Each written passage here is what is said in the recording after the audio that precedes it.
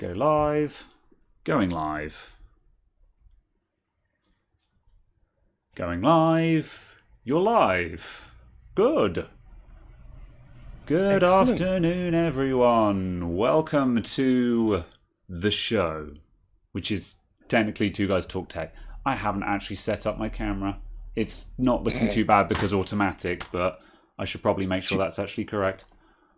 Two talks, YouTube, tech, stats, guys, talk, engage, parlay. The show that's possibly doing more harm than good to my YouTube stats at this point.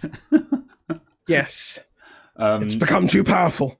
Well, yeah, literally. So, hello, everyone. Yeah, and what I mean by that is, I was just saying to Caradog, I'm still seeing sporadic comments from people saying, oh, all you guys do is this talk show now. And I'm like, no, there's a video every week, except this week, but I'll get to that. There has always been a video every week, but the YouTube algorithm now only ever shows the podcast. And I'm like, that's exactly what we intended, to cheat the algorithm by going live. However, we're now too live, and the algorithm just only ever promotes the podcast. And I'm like, oh, no, what do we do about this? Too live, too furious. Yeah. Apparently there is buffering. Hold on a sec. YouTube is not receiving enough video to maintain smooth streaming. All right. Yes, there is buffering even for me. Yeah. Is my internet fecked? No, I've turned everything off. Have I left anything running? There's certainly sufficient internet for me. Yeah. Okay. We are streaming at 5 meg, which is a bit overkill. I am on my YouTube profile, aren't I? Yeah, I'm on the YouTube stream profile. It's fine. Discord! Discord is in streaming mode, so that's fine. Let's mute. Whoops. Let's mute that. Let's just see if it settles. Right. How's it going, everyone? Are we getting buffering? Does it look okay to people? Because YouTube is open widget. What does that do? Does that give me more information? Stream health. Stream status is poor. Is it getting better? We've downgraded to American quality ISPs. Yeah. OBS isn't reporting any dropped frames. Purple Caradog, please. Are you going to make me RGB mode again? No. Your white balance actually looks good today. Yes, I changed all my light bulbs. Ah, good. Let me see. To ones that look strangely blue to me. Like, I'm confused because they're still only like 5000K, but they look blue to me. So I'm like, I think my eyes are a bit broken. 5,000 is reasonably 5,000 daylight is, what? Yeah, daylight is 6500. 6500. Is it that high? Huh. Yeah, fair enough. So I'm like, I don't know why I think this is blue, but then it might be because my walls are blue and my flag is blue and my ceiling is blue and my carpet is blue. There was a song about this. Yeah. Abadi abadai. Yeah. I'm in need of a guy. No, wait, hold on. Moving on. I'm going to grab my coffee super quick. And the stream has got the amount of time it takes for me to walk 3 meters over there and pick up my coffee and the sugar and come back again to... Oh, okay, it's back to excellent connection again. Okay, I think we're fine. I guess there was a hiccup just because I was doing stuff and setting up still. But yeah, it looks like we've settled out. Good. All right. I'm going to grab the coffee. What is performance? Opening discussion Opening discussion that came up in the contributors room, because sometimes I actually listen to what the contributors are talking about, like I'm supposed to. Hardware unbox, getting shit canned by Shih Tzu Terrier canned by Nvidia. So I think this could be an interesting topic to talk about. just simply Yes. as a conversational piece. So Yes, absolutely. Hardware Unboxed, who obviously are a prominent hardware tech channel. I don't watch them myself, but then I don't really watch many people at all, so that's not saying much. They have been... NVIDIA basically sent them an email saying, yeah, we're not sending you samples anymore because you don't talk about RTX enough. So before... Firstly, I'm going to make the opening salvo. I actually did research earlier on today. I was like, okay, I've never watched Hardware Unboxed before, so before I actually cast any kind of opinion, I'm going to watch their 3080 video. So I watched their 3080 video, because I was like, well, let's watch their review of the RTX 3080 Founders Edition and see what they said. And I got... It was a 35-minute long video. I got about 20 minutes in, and they'd done loads and loads of benchmarks and performance analysis and stuff like that. And 20 minutes in, they had not mentioned RTX once. And then finally, I was like, okay, timeline chapter stamps. Do they actually mention it? And there was like a 2-minute segment where they said, oh yeah, we ran RTX on these two games, and it showed a slight increase, but we have a lot more testing to do before we come up with any conclusions. And that was it. So I want to play devil's advocate here and say, yeah, they didn't talk about RTX. I don't think. I can see why NVIDIA is slightly miffed about that. So I'm going to quickly grab my coffee while you give your retort. I'm still listening. Absolutely. If that is the stance that they are taking, that NVIDIA says you must review our products in this fashion, if they are then doing that, NVIDIA must pay for that video to be produced, and NVIDIA must pay for the video to be published. They must pay for the video if they want to dictate what is said in the video. If they are not paying for it, they cannot dictate what is in it. That's not how it works. Yeah. And okay, yeah, well played. Yeah. Also, Gamers Nexus do not focus on RTX performance. They mention it, they run it in 2 games or something like that. 3 games, fine. But Gamers Nexus hasn't had an issue. Is that because Gamers Nexus has 1 million subscribers now? Is that because NVIDIA knows that Gamers Nexus will call them out immediately? Yeah. You know, as they have done with MSI in the past, things like that. I mean, Hardware Unboxed have got 660,000 reviewers. Oh, absolutely. They're not small. No, absolutely. But also, if you look at the views they get in their videos, they seem to have a disproportionately low number of views on their videos. Oh, do they? Currently. Yeah. Well, like, they released a video yesterday and it's on something like 18,000 views, which is a lot of views. But that's not a lot for their subscriber count. Exactly. That's my point. That's why I'm kind of going, I think that's why NVIDIA went after them, other than, like, Gamers Nexus or something like that. So, I don't know. But it seems to be very bad. It seems to be a very bad take to make. To basically say, we don't like the way you're reviewing our stuff, so we're not going to let you have it. Which basically infers that you are correct to review it this way because it looks negative. That's what it says. Whether that's actually what they intended, clearly it isn't, and whether that's what their actual message was, you know, but it's certainly giving the message of, you were correct to review it this way because it shows us up poorly, therefore we're going to stop you being able to show us up. Yeah. So that's how it seems to me. Yeah. See, the interesting thing is that, like, I watched their review, and, like, in a lot of... Maybe it was... the other things I noticed about the review in question is... Well, I say the review in question. So far as I know, there's no actual smoking gun, you know, and as far as I know, NVIDIA didn't specifically say it was because of this review kind of thing.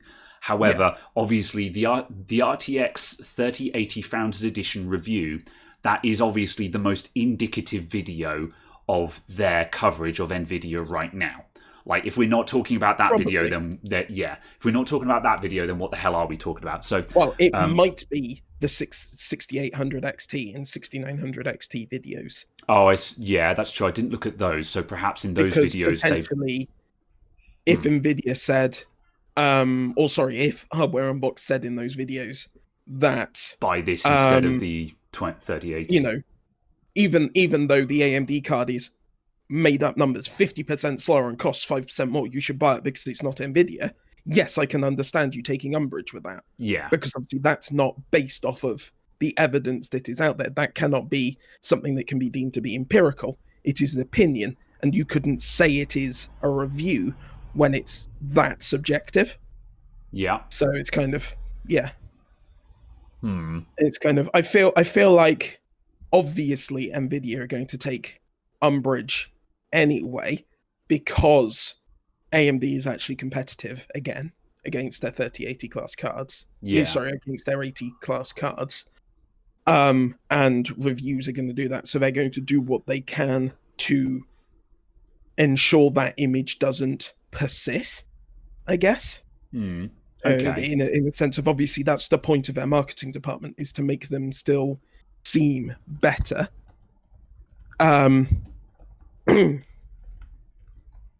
Okay. Yeah.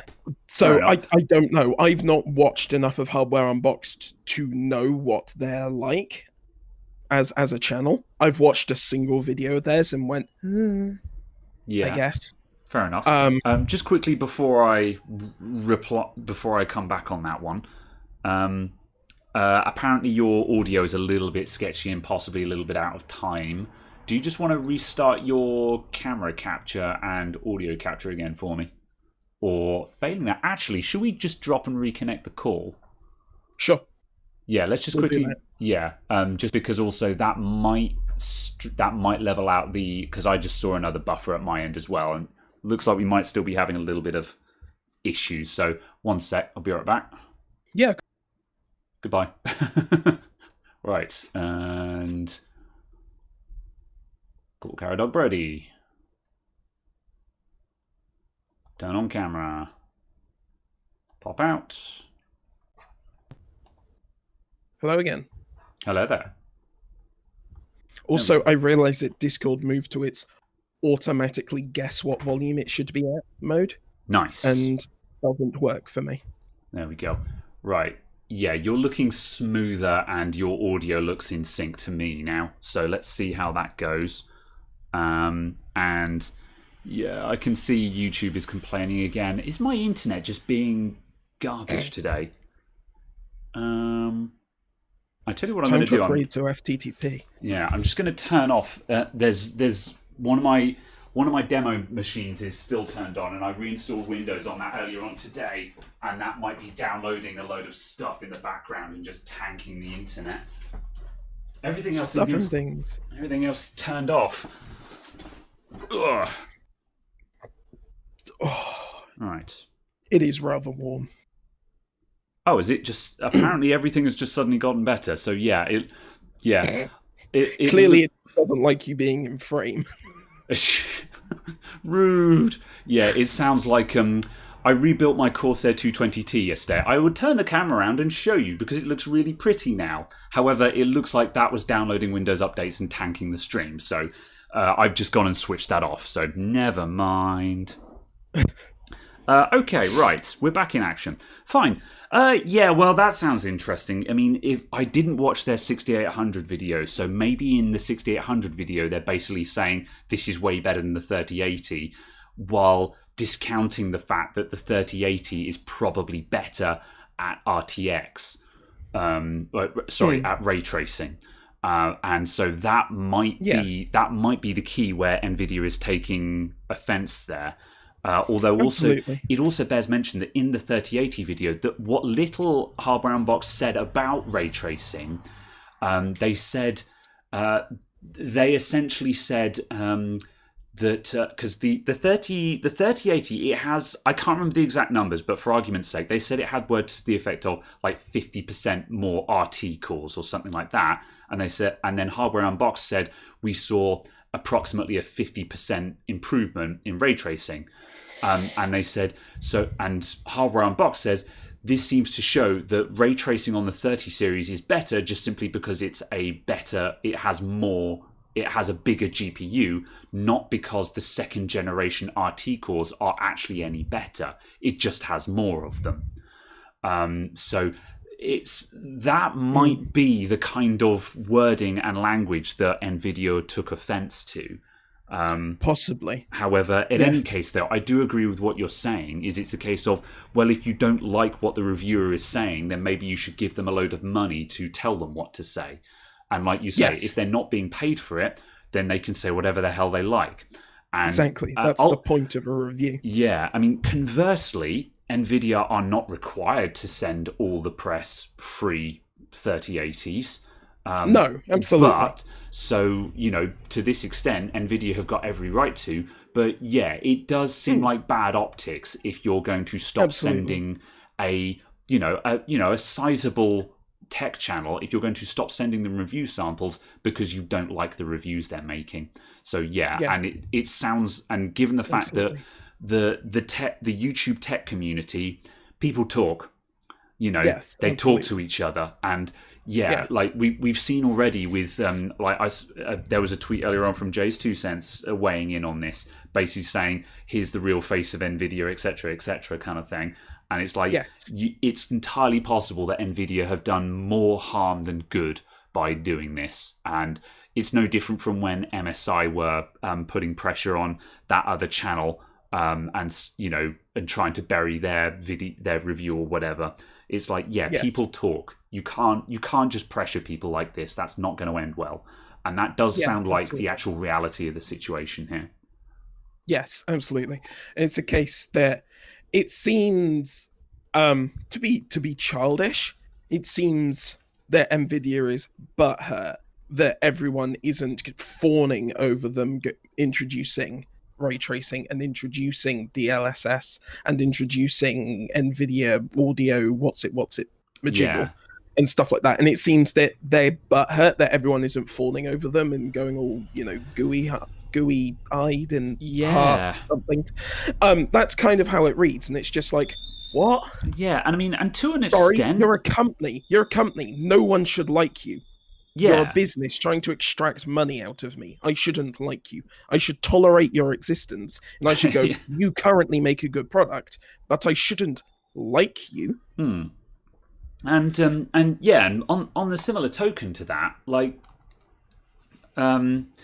it's also a matter of like the NVIDIA's technologies with DLSS and ray tracing and RTX voice and stuff like that. They're really rad. Don't get me wrong, they're rad. But like for me, I'm a picture perfect example here. I don't care about ray tracing because I don't play anything ray traced. I don't play I basically don't play AAA games. And I'm not saying that out of some kind of hipster wannabe thing or anything like that. It's just literally the games I'm playing don't have ray tracing. I mean, the closest thing that I play to AAA games at the moment is Dark Souls 3, which is a 2016 game, and Forza Horizon 4, which doesn't have ray tracing. Those are probably and also. I mean, I guess the other high graphics game I would play is Killing Floor 2, which obviously requires a fairly decent computer. But again, that's an older game and doesn't have ray tracing. So it's a case of, for me, while I appreciate the value of ray tracing, I don't care about it because I don't use it. So NVIDIA are just like, oh, all you ever talk about is rasterization and stuff like that. It's like, yeah, that's because that's what most people care about. The number of games that actually have ray tracing and actually need DLSS and stuff like that are going to be in the minority. This is great if you are running the latest Call of Duty or whatever. But if you're not running the latest AAA blockbuster games, you probably don't care about ray tracing. I'm pleased that it is now possible, that real-time ray tracing is now actually possible, because it is going to make everything that much more realistic again. Yeah, don't get me wrong, it's great. It's just, It's like, now that we have photogrammetry, photogrammification, mimicry. I can't remember. Realistic textures taken from photographs. Yeah. Ultra high resolution textures and stuff from actual photographs, making materials look real. Because we've now got that, obviously the lighting engine needs to catch up with that. And the other thing it will mean is it will mean that horror games and stuff with torches will actually function. Yeah. Because most games fall apart as soon as they're not brightly lit because the lighting's crap. Streaming. Let's just see if YouTube picks that back up again. Okay, right. And I think we're back. It looks like it. Yeah. Right. Okay, I have... We'll see what that does. Yeah, I've restarted the stream and just dropped down to 4 megs per second, and we'll just see if that clears it up. Yeah, sorry everyone. I don't know why we're having issues today. We've never had issues so far, and normally there's half a dozen laptops running in this room. Nothing. I've turned everything off. Everything is off. So yeah, stream sponsored by Nvidia. Oh no. So yeah. Right, where were we? So I was going to say the inverse. The stream is sponsored by AMD and Nvidia trying to shut it down. Yeah. That seems like their current tactic. Yeah. If you can't actually beat them. Also, for the record, your feet. just for posterity as well, because it came up earlier on. Someone said, "Oh, did you get sent a 3080?" I do not get review samples of any high profile stuff. The only companies that I have worked with that have sent me free samples so far have been the smaller budget people like Aerocool, GameMax, and stuff like that. I'm not at that high level yet. So, yeah, as I say, and also for the record, just for transparency, if I have been sent something for free, in the video, I will usually say, thank you to insert company here for sending me this sample or this example. The keyword here is thank you for sending this to me, as in they sent me one for free. Yeah. So yeah, if it's a if I do get to the point of doing sponsored videos, obviously there will be full disclosure saying I have been paid to make this video. However, yeah, and also most of the higher profile stuff, when I've been reviewing other stuff like Corsair cases and stuff like that, I don't talk to Corsair yet. That's usually stuff that either a customer has bought or I have personally bought. So yeah, but yeah, so yes, right. While we're here, Demony BS, thank you very much for the $10. Good luck, Super Chat. Thank you very much. So far, we seem to be good. Although, interestingly, YouTube Studio has got a green light, and it says... So I'm just going to show this to you at the moment. Oh, no. I guarantee HDMI. it's going to say, stream is fantastic, with buffering. Oh, it's just changed. Never mind. Go back. It literally had a green dot saying no data. And however, just as I went to switch to the HDMI capture, it changed to excellent connection. Yeah, so they're listening. They're watching. Yeah, they are apparently. Yeah, they're ready. Okay, right. Yeah. At any rate, yeah. Well, that's that. That leads on to a great question from me to you. Go on then. We sorted out your emails a couple of weeks ago and shuffled stuff around. Does that mean you've got back to anyone who said, I want to send you stuff? No. Okay. Although I haven't looked through.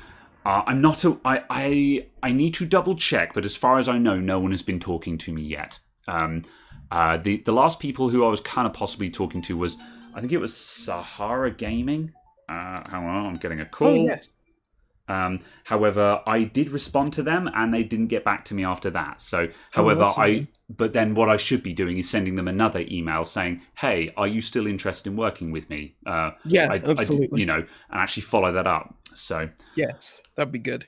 There is no data, only Zool. So there is no data. There is only law. Yeah. So yes, but. Again, everything's just on hold right now until something new shot. Yeah, hopefully. I'm a critical mass in here. It's really starting to have a negative impact on things. It's one of the reasons why there was no video this week. There is a video coming out as soon as we finish this podcast. There is a video that is uploaded and ready to publish. I've literally just got to hit publish. However, I didn't want to put it out before doing this one because if I put out a video and then we immediately do a podcast, the podcast VOD will bury that video. For me, because we do the podcast on a Saturdays, releasing a video on Friday is an absolute no-no. I cannot do that. Which is actually something I kind of want to talk about this with people, but I don't know if there's any value in it, but we'll get back to that in a sec. I guess it'd be something that'd be worthwhile doing, is seeing what the 24-hour stats are like. If you were to release a video Monday, Tuesday, Wednesday, Thursday, Friday, Saturday, etc. The problem is it's really hard to tell, because when a video does well or poorly, it's really difficult to identify whether that is based on the content of the video or at the time of release. Because, you know, my videos do vary a lot, and some of the content I do does better than others. And I do, Absolutely. and yeah, I do often, every now and then, there will be a video that I'll put out there that I know is not going to do very well. However, I've done it anyway because either A, I wanted to make it, or B, it's all I had on hand this week. I mean, like, for example, again, just like one thing, it's something that I should note here is that when we've spoken about other YouTube channels, I've often sort of been like, you know, like, for example, that podcast where we were talking about Jay's 2 cents, and I was criticizing Jay for running out of ideas and saying sort of, oh, it's really easy. Have you thought about building a computer and stuff? And like, if I'm saying, oh, I don't have any videos, it's like, well, maybe you should think about fixing something. And it's like, sometimes it's not that easy for me, because case in point, when I needed a video to do last night, I had a desktop computer with a no post lined up, and I was like, yeah, this is going to be good, a no post. Everyone loves my diagnostic videos where I've got a computer that doesn't, gaming PC that doesn't start, and we get it starting. Those always do well. And I got 5 minutes into the video, I unplugged and reconnected a couple of cables, and it started working. And I'm like, see, from my perspective, I still think that's a valid video, because it was still a valid no post. It was fixed. It doesn't have to be a fancy repair. Yeah, because simple problems still occur. Yeah, what I need to do, and what I didn't bin the video. I stopped recording because that was it. It was over.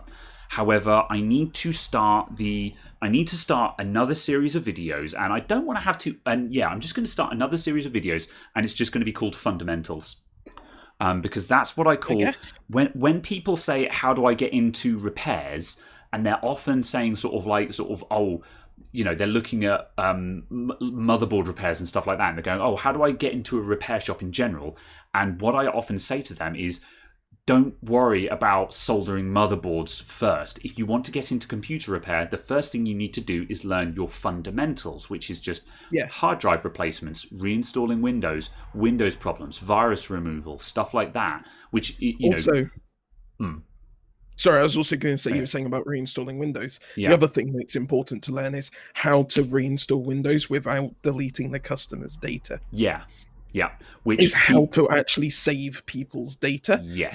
Not in the sense of data recovery, but how data to not erase it when it's already available. Yes, that's a better phrase for data preservation. So, you know, someone doesn't come to you, go, oh, I have this problem. You go, that does need to reinstall a Windows, and then go, well, guess all your data's gone. Yeah, it's kind of basically a bit of a crappy situation. Yeah, so I'm going to start another series of videos that's just called Fundamentals. So the Let's Fix Computers is going to continue being the more interesting ones. So, you know, stuff that, you know, just more interesting stuff. And then the Fundamentals will just be when it was a really basic one, like the couple of other ones the couple of other custom builds I've had recently where it's come in and, you know, it's been a doesn't turn on, so you push the power button, nothing happens, and it's been a matter of power supply's dead, new power supply. Like, that's not good enough to be a Let's Fix Computers. However, I am going to call that a fundamentals video where it's just like, cool, okay, so instead while this isn't interesting enough to be a Let's Fix Computers because it was a really easy diagnosis, however, this can be the fundamentals where we go, look, this is how we confirm that the power supply is dead, and this is how we then say, okay, well, what kind of power supply should we replace this with, and so on. And then I can do that, and I can aim this series more at people. So when people say, oh, how do you learn to be a technician? I can be like, watch the Fundamentals series. That's the basic stuff, And that's what I was going to say. And but because this used to be, I was going to say, this used to be the B-roll series. However, as I say, the B-roll series was kind of like, was supposed to be videos that got thrown out because they didn't really work, but I still wanted to show it off. However, I think I'm killing B-roll, and I'm just going to morph that into the Fundamentals series. Right, I'm done. I was going to say, don't forget that you're looking at this with someone who's got a YouTube channel that's several years old. Yeah. And also someone who's been running his own shop for 10 years, working in IT for 15. Yeah. So it's a case that diagnosing a faulty power supply is actually really hard when you don't have a bunch of other stuff in the shop to test with as well. I think that's also the other thing that could be quite useful, is kind of going, how can I at least increase my suspicion that it is a faulty power supply when I have no parts to swap out with? Yeah, that's true. What can I do to increase my suspicion that it's a faulty power supply, so I'm not spending money on parts that aren't more than 50% likely to be faulty? Yeah. How do you get to that 51% certainty that yes, it's the power supply? Yeah, I do definitely want to. I'm trying to think, because that was one of the aspects that I was going to come at from the last two power supply videos I did, but I can't remember. There was some reason why I was like, no, this isn't worth it.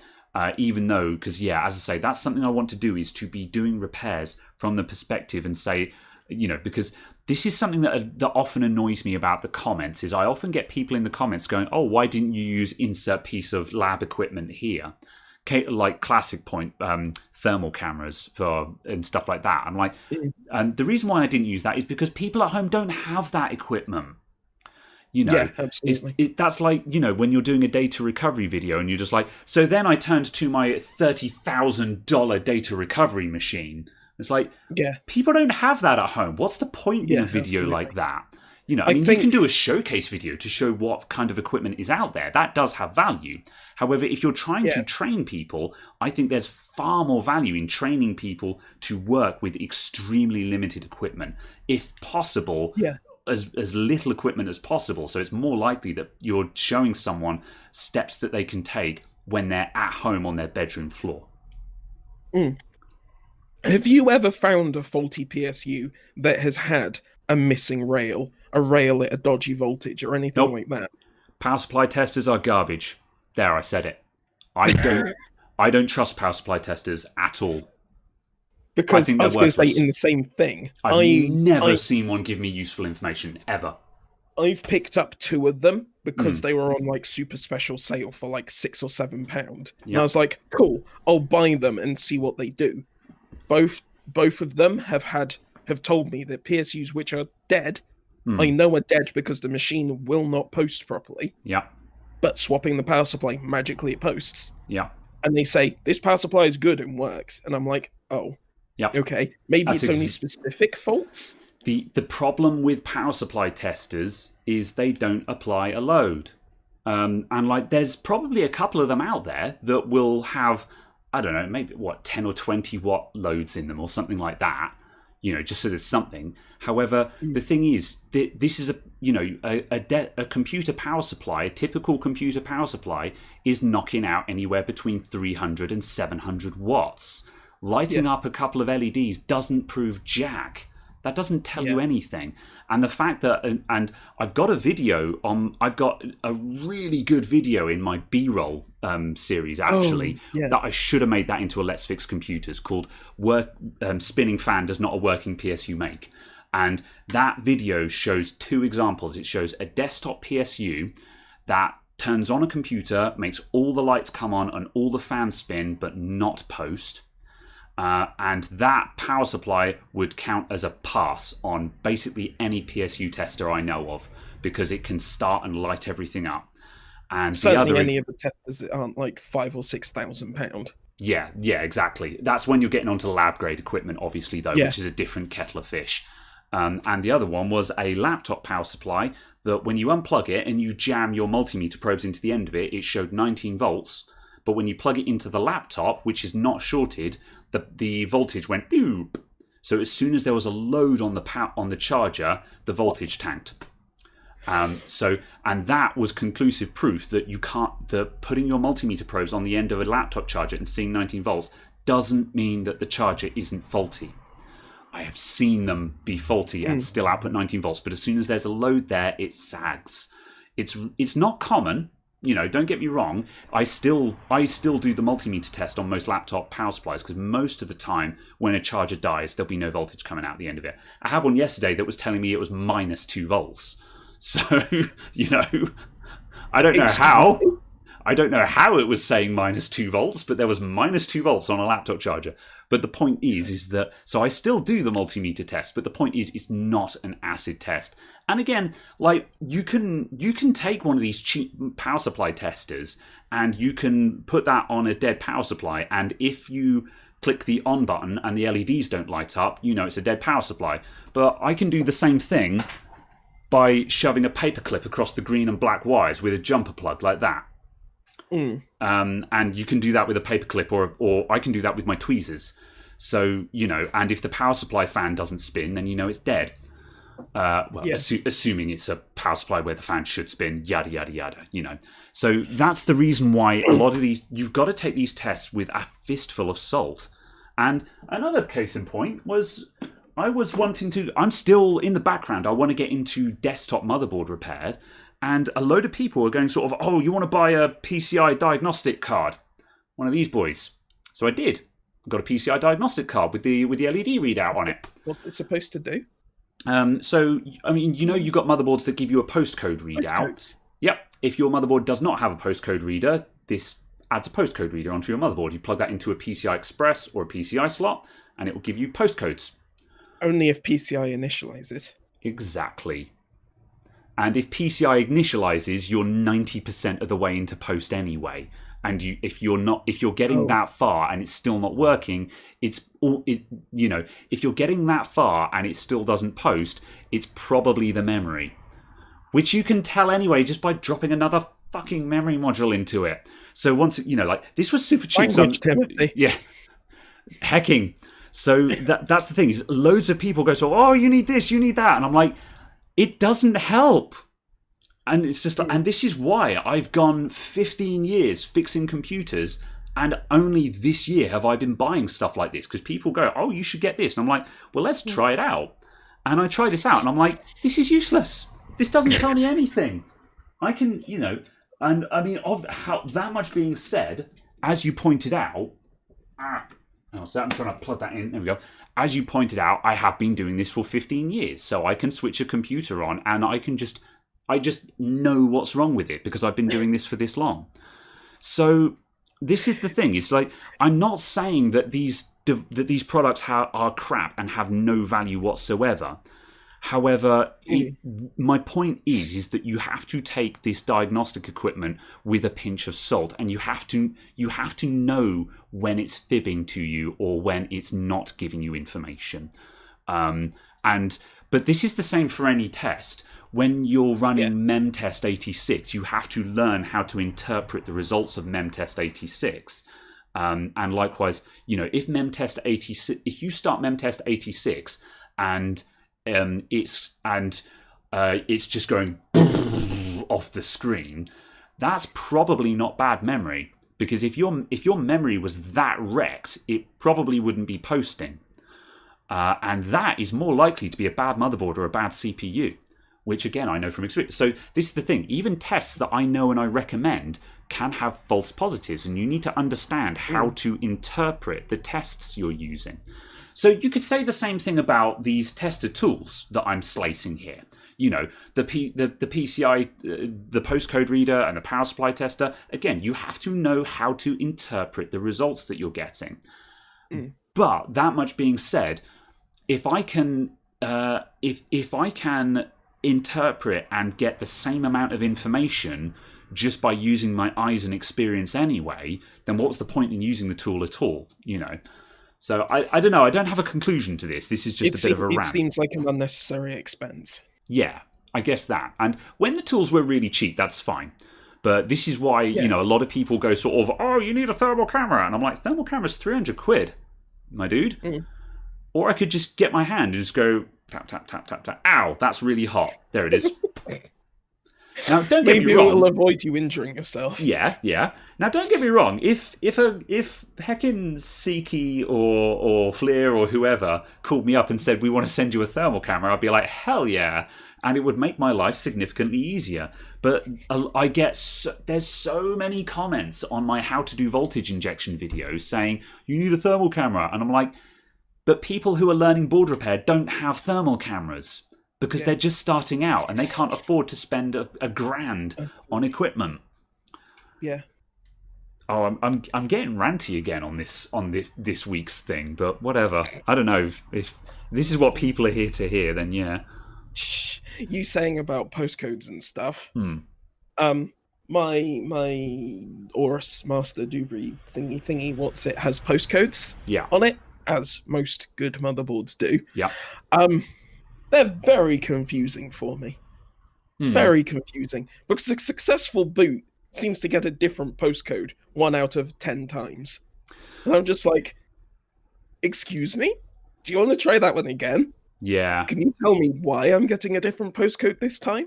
I have to admit, now I'm speaking out of ignorance here, is that I'm not sure when postcode readouts are actually useful. I'm not sure when that level of information is actually helpful. And to the same extent, I've seen, if you don't have an actual hex postcode readout, most motherboards will have just the LED readout. So, CPU, RAM, VGA, boot, the 4 diagnostic LEDs. And I've seen motherboards with incompatible CPUs get stuck on RAM, on DRAM, where the postcode indicator is clearly saying there's a memory fault, when actually the problem is your CPU is not compatible with this motherboard because it needs a BIOS update or something like that. There is a memory fault. The memory controller can't communicate to the RAM because it's an incompatible BIOS. Yeah. However, again, that's still a RAM fault. Yeah. So to that extent, I have to admit, I'm not saying that it's not worth having these things because, obviously all information is more information. But I think people do overestimate the value of some of this diagnostic stuff, like postcode readouts, where I'm not convinced that the amount of information they give is actually helpful. I think it depends on the level you're operating at. Yeah, and also the point Budney was just saying overclockers love them, and that seems to be where that's what I was about to say. Yeah. I was about to say, watching a Buildzoid video where on one of them where he was overclocking a fresh kit of RAM, and he just went, "Oh yeah, postcodes. Oh, it flashed to 55. Right, it failed training. Fine, we're going for different timings." And it's like, when you're at that level of arcane, and you're just looking at the postcode, the cycle that it's going through, and the numbers it's flashing through, and you go, "Oh, that flashed up the number for a failed train." Fine, okay.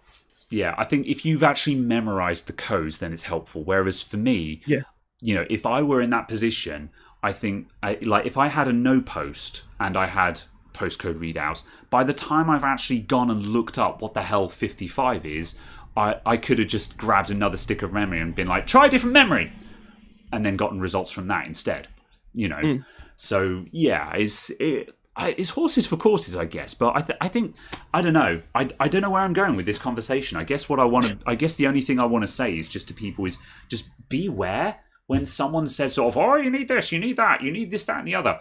And it's just like, be careful, because sometimes you have to you need to get into it and learn what is useful to you and what is useful to your situation, I guess. Beep codes are quicker. Yeah, beep codes, I like beep codes, but they, in a way, they can have a similar issue in that by the time you've actually looked up what that specific beep code is, you probably could have just tried something else, like reseating the RAM. But then on the other hand, beep codes, I've said it before in a video, and 9 times out of 10, any kind of beep code is going to be memory related. because anything else and the board would not have gotten as far as giving a beep code, in my experience. Like CPU errors, normally you won't get a beep code.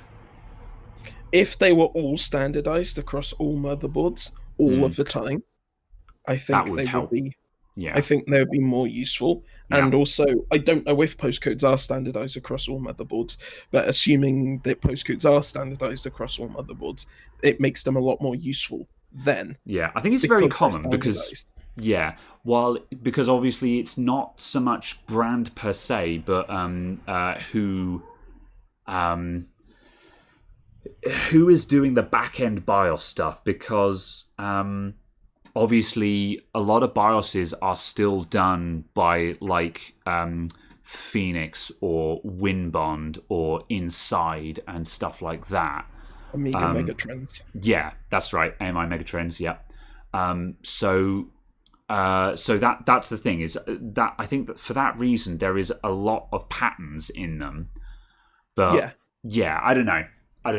It's certainly different enough to be annoying. Yeah. So. Oh, absolutely. I wouldn't in any way say that it isn't annoying that they are different, but yeah, it is kind of that thing where you're just kind of going, yeah. If these were standardized, it would simplify this a lot. So yes, agreed. Yes, I think we can move on to the topic that has plagued most of 2020, which is a case of stock and supply. Yes. Do you have things to say? Only because someone mentioned it. Okay. And just a case of reissuing, in the sense of, I don't think we're going to see any real shifts this December. I think we're going to be well into January before we see much in the way of changes. Agreed. Just because of, again, I'm only using Scan UK's numbers. I don't have the other numbers from the other retailers who are selling them. Yeah. Because I can't remember which other retailers. Scan are one of the largest UK suppliers, so they're fairly indicative of the state of play, I think. Yeah, absolutely. The other thing that I just want to comment quickly on is the supply of the Radeon 6000s. Yeah. The fact that Scan, on its daily updates, still basically hasn't done a daily update for the Radeon 6000s, because they've said there hasn't been one. Yeah. Yeah. Basically, if there were any cards, we would have sent them to people. Yeah. If there were cards we could sell, we would have sold them. We literally haven't got any. Have the partner cards been released yet? I know there's reviews coming up. Scan didn't get any. Just no partner cards at all. Yeah. Yeah. So, like, if Scan didn't get any, there were none in the UK. I think that's a reasonable assessment to make, isn't it? Yeah. There were so few as to be irrelevant. Yeah. And it's just like, that's not good.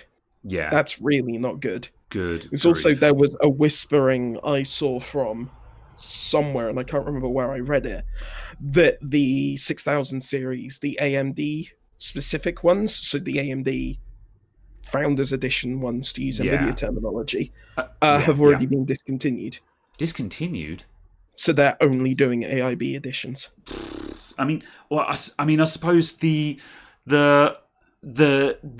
Founder Edition card, or that is supposed to be a launch thing just to kickstart things, isn't it?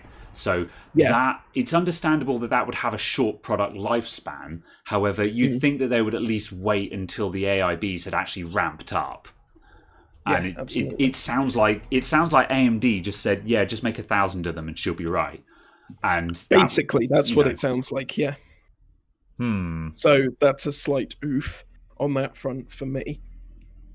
However, it looks like the Ryzen 5000, so the CPU side of things, it looks like the stock on that side is recovering now. Yeah. Because because Scan no longer has any outstanding pre-orders for the 5600. And they are down to 28 outstanding pre-orders for the 5950. Oh, that sounds promising. So at the two extremes of the stack, they are getting close to being in stock, basically. And as we said, they're expecting 1,200 of them in the next couple of weeks. So it's a case of the stock is recovering on that front. But It's obviously still a case that there's still, 1,000 pre-orders remaining, and they haven't just cleared them. So it's kind of, Yeah. it's been a bit of a tough year Yeah. for stock and everything. So yeah. Gamarada says, "What's with RAM prices going sky high?" Micron's factory had a hiccup, I hear tell. Was this the one that happened a couple of weeks ago? Was this the big fire? Know. I heard. I heard it on, like, I think it was the WAN show last week. Just in passing, they just said, "Oh yeah, Micron's factory went down for an hour" or something like that. So that I could, but then there was supposed to be massive overstock or something, wasn't there? So surely there's a buffer to absorb something like that. I'm just quickly smashing in 16 gig RAM into Amazon right now just to see what's going on. I know they've gone up slightly, but oh yeah, no, it's pretty terrible actually. Oh, that's 3,600 though. What about like 3,000? What about Portman? No, yeah, prices are up. They're massively up. I guess I bought my fancy RAM at the right time then. So I mean, I'm looking at Amazon right now. Let's switch to the window. Bam. Amazon right now. So Corsair Ddr4 3000. So this is quote unquote poor man's memory. This is the minimum standard that you actually want to put in a computer right now. You really shouldn't be buying anything less than this, and that's £62. And like a month ago, that would have been down to £50, I reckon. Oh yeah. So that's up to 62. And if I scroll down a bit further, so now if I look for there's some 3400. So some what I would call a quality build, where it's just like it's not money no object, but you're looking to get the recommended performance. Interestingly, the Patriot Viper 4 Blackout 16 gig kit, 3000 CL16 has gone down in price. To what? From £57 to £53. Oh, that's not bad. So I'm just like, ha, how bizarre. Yeah, that's good value. However, I mean, I wouldn't call the prices sky high. However, they've definitely gone up. In the past month or so, which is that is surprising considering everyone was saying that RAM prices were crashing. I wonder if that's because those cheap memory kits were using mostly Micron. What? Yeah, maybe the supply of cheap chips has all suddenly vanished. Well, the supply of because Micron don't make as good chips as the Samsung B-die stuff is. So perhaps we'll see more like C-die and D-die, I think it's D-die, stuff from Samsung at the lower end, just because Samsung's obviously still chucking them out. So you might see a proliferation of that. We might see a couple of new model numbers pop up just with Samsung chips as opposed to Micron chips in. So I wonder if it's that. Yeah, absolutely. Compared to the Philippines, it's $100. Oof. What, like 16 gigs of RAM is $100 US in the Philippines? That's pretty terrible if that's the case. But yeah. I have a feeling I sold well, it wasn't too bad. I was going to say I did sell a 16 gig RAM kit this week for the equivalent of £60, and I definitely think I should have charged more for that. I bought it for 50 quid on Prime Day or Black Friday or whatever one of the recent ones was. So I made profit on it, which is what I cared about. But I probably could have gotten away with charging more of it. Yeah, I think it's part of. I think it's just a case of obviously because I think by weight Samsung will make up more of the higher speeds, lower latency kits. So those prices won't shift. But I think the cheaper, lower clock, higher latency stuff will probably go up because that's the supply that's been affected. I presume. This isn't based on insider knowledge or anything like that. It's just a supposition. Yeah. Secondhand graphics prices, will they drop, do you think, when the demand for new graphics cards drops? They must do. I don't think it will. Not for a while. Well, I mean, because not for a couple of months. You'll need to get to a surplus of secondhand cards for the prices to start coming down. Yeah, So that's true. you'll need supply of new Yeah, cards to have been continuous and in stock permanently for 2-3 months for people yeah, to then go, right, I'm upgrading now.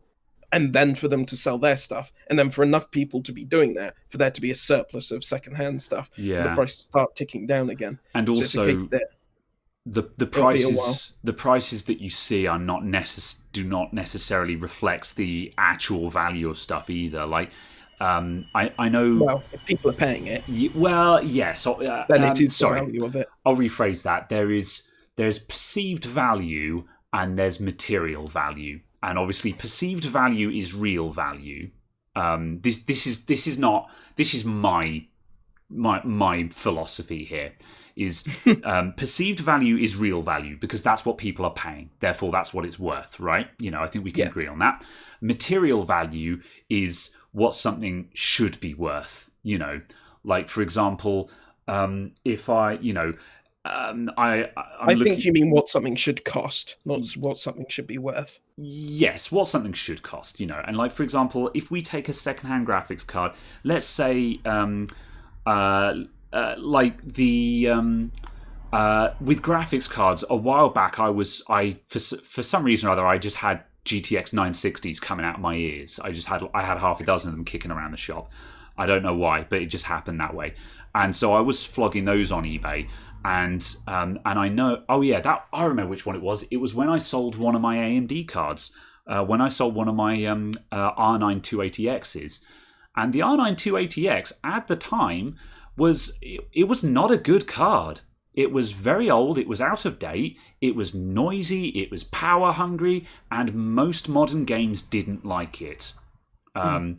Yet the value of it on eBay was astronomically higher than what I thought it should be. I was like, you're joking, it's worth that much? Bloody hell, I'll get rid of this now. And when I sold it, and it sold, and I shipped it off, I was like, I can't believe I got that much for it. I wouldn't have paid that much for it, not by a long shot, And so that's the thing is so like let's say that a couple of months go by and the 30 series cards are now selling for the MSRP. So, the actual price that Nvidia said they would cost. Let's say that starts happening. Not necessarily the Founders Edition, but, Founders Edition plus a little bit because it's got a nice cooler on it or something like that, Yeah, basically. Now, that obviously is going to push down the value of all of the other cards because you can get a really good brand new card for that amount of money. However, there'll still be people out there buying, 2080s and 1080s on eBay for like 50 quid less than the cost of a 3080. Yeah. That's what will happen. And that's the thing is, and that's what I mean is that by perceived value and material value is that, the perceived value on them will be high because people will be like, oh, this was a flagship card in its day. And it's like, but for £50 you can get a graphics card that's twice as fast. Are you nuts? Exactly. Why would you pay that for it? So the material value of it is significantly lower. Because for a small amount extra, you could get something that is way better. So that's the thing is just because and that's the thing. So you need a surplus, but you also need that perceived value to drop because people will continue to place a very high value on things that are actually not very good. It's like top end laptops from like 10 years ago. Yeah. For some reason, people put so much value in them, and it's like it's a 10-year-old laptop. Yeah, basically you could build a desktop for like £200 that will be faster than this. Yeah, exactly. Okay, it's portable because it's a laptop. Yeah, but it will not be fast. Do not kid yourself that it will be fast. Yeah, even if it was, a £5,000 gaming machine of whatever 10 years ago. It will still be crap now. It's 10 years ago. Yeah. And, obviously we're generalizing here. Specific cases, your mileage may vary, etc., etc. But, yeah, that's the thing. So, so for second-hand graphics cards to drop in price, we need a surplus to force the price down. But then we also need the perceived value to go down. Because also, there will be a while where people will continue to think that the new cards are in short supply and that they can't get one, when actually, if they actually pay attention, it won't be difficult to get one. Exactly. For example, right now, let's take an example. I bought a couple of 3070s a while back, and right now I don't know if the 3070s are in stock anywhere. I don't know what the supply on them is like. It's possible that if I actually pay attention and bring up the correct store on Monday morning at 8 a.m. when they've just restocked or something like that, I'll just be able to go, there we go, they've got stock, and buy one, because I was there at 8 o'clock on a Monday morning. However, there are other people that may just, they might not think that, and they're like sort of, oh yeah, no, you just can't find them anywhere. So, but they haven't actually looked. So they think it's in short supply, but it isn't. So that will also continue to add perceived value to the second-hand market that doesn't exist, because people think these cards are worth more than they are, because they think the new ones can't be had, when actually, if you actually just slow up and just show up at the right time of day, you could get one very easily. Yes, exactly. Yeah. But it's also a case that we'll need them to be continuously in stock, or at least to go out of stock very slowly. Yes. For companies to then not have a value in air freighting things. Yes. Yeah. Because once they stay in stock for much longer, the value in air freighting goes down. So you can rely on sea freight, which is much, much cheaper and can ship greater volume, I presume, because obviously ships are much planes. So I'm presuming they can shift a much larger volume at a time. Yeah. But it takes much longer. So it's a case of, obviously, if stuff is staying in stock long enough that you can resupply only every, say, 1.5 weeks, you can then go to sea shipping and only be out of stock for 2 or 3 days, maybe, and then obviously resupply with a huge number. And it's a case of, we need to get to that point, basically. And as you pointed out in previous shows, it is the cost of air freight that is currently driving up. It's one of the primary driving factors in the overpricing of things right now. It's not that people are price gouging per se. It's that they're having to air freight stuff, and that is just really freaking expensive.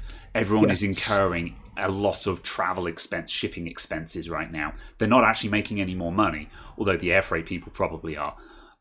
It's certainly Scan have said this and have specifically stated it in writing that that's what their price increases are. So obviously, if you have faith that Scan are telling you the truth, then absolutely that's what the situation is. And I certainly have no reason to disbelieve Scan. Yeah.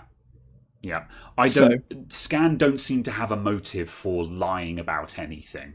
Certainly not at the moment. Yeah. On a similar note, because we're discussing purchases and stuff like that, just Spud Nugget said, "Oh, are you going to update the chat on the SSD adventures?"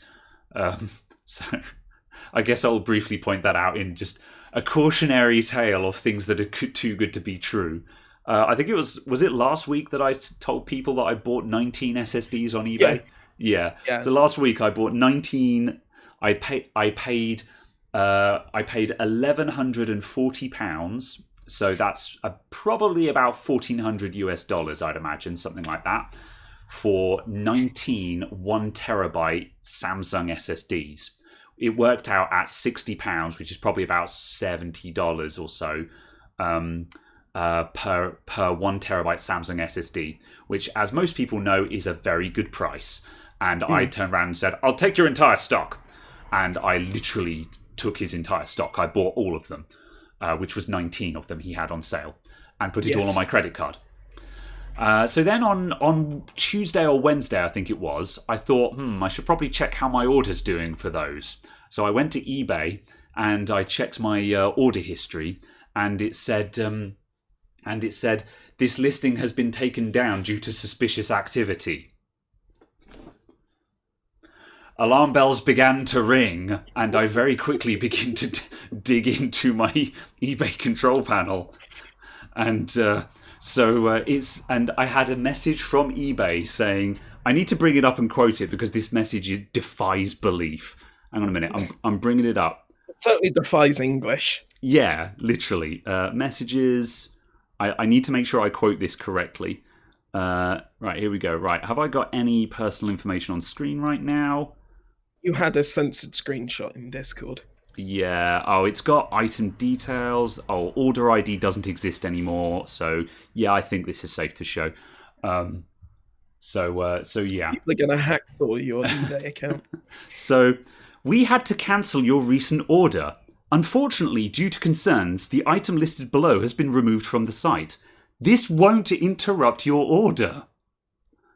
But if you have any problems, you're covered by eBay's money-back guarantee and can request a refund. So for more information, see this. So order number, TD order ID, doesn't exist anymore because the item has been deleted. The item details, this does not work because the item has been deleted. And I think I now understand the English they were attempting to use in the message. What do you think the hell they meant by that? We had to cancel your order. This won't interrupt your order. Go back to it a second. What I think they meant was, we believe this listing was suspicious, not your purchase. Yeah. The listing has had to be removed because we think the listing was misleading. Yeah. However, the order isn't inherently suspicious, therefore we are not affecting it. However, we had to cancel your recent order. Yes, I think that's what they meant, was the case that the listing was suspicious and we have had to deal with the listing, but the order you have already placed is not suspicious. I think that's what they meant to say, and they said that if the listing was accurate and they are going to actually send you an item, this does not affect this. Yeah. I think that's what they were meaning to say, but it very much wasn't what they actually said. Yeah. Suffice to say, I very quickly filed a chargeback on my credit card. And, however, in all fairness to eBay, before that chargeback actually went through, because I actually called up eBay. I was like, no, I'm not filing a dispute for this. I'm calling eBay. This is, there's over £1,000 on the line here. I'm getting on the phone to someone and saying, what the hell is this? So I called them up, and a nice man with an Irish accent was just like, yes, just click on this and then just click on cancel the order. And I was like, what do you mean just cancel? I want you to cancel this. I want you to refund me right now. But at any rate, a day later, it went through, and they said, we've refunded your money, and the money has now hit my credit card. And I literally just checked before I started this conversation, and yes, I have now been refunded.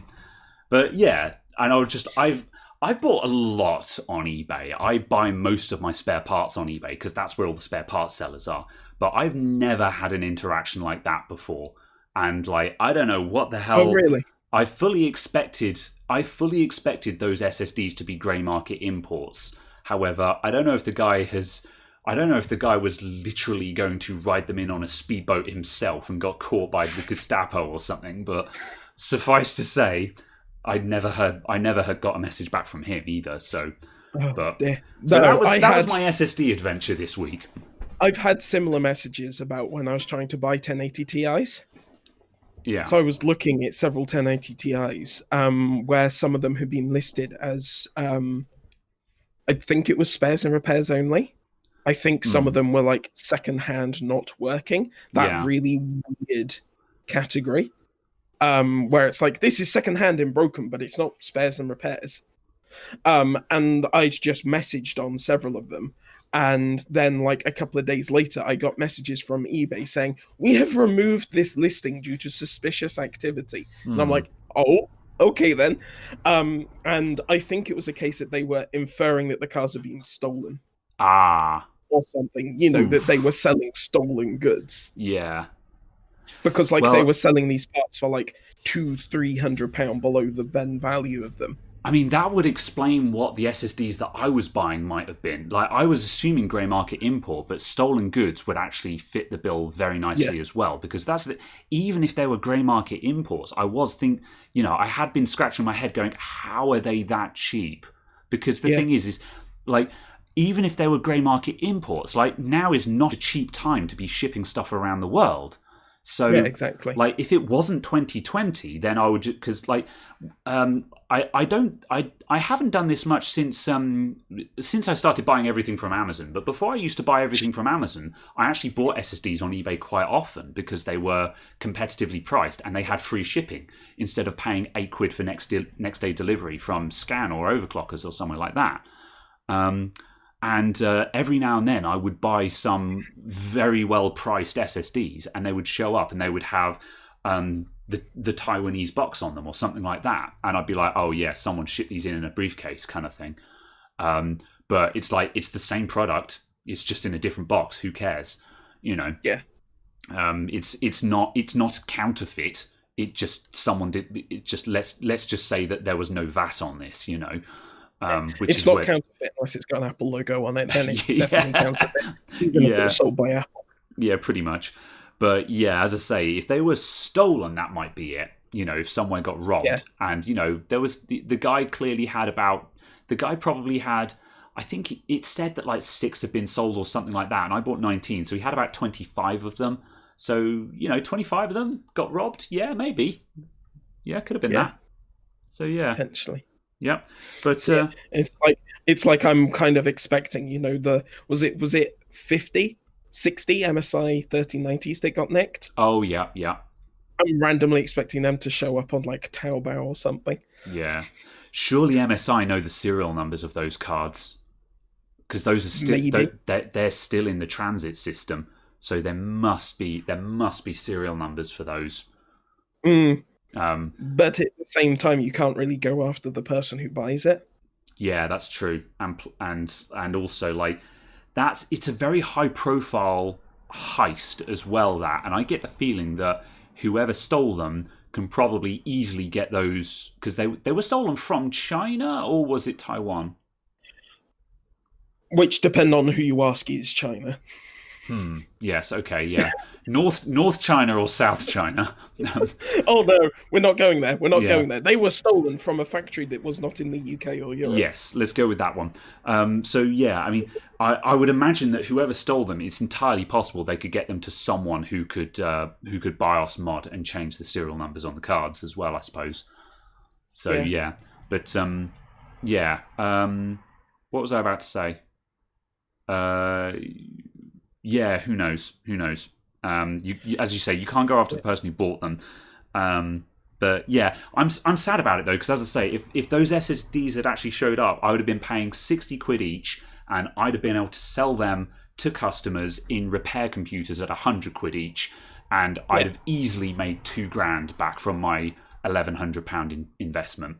That would have been an amazing money spinner, and selling them at £100 each would have been the going rate as well. That wouldn't have even been ripping people off.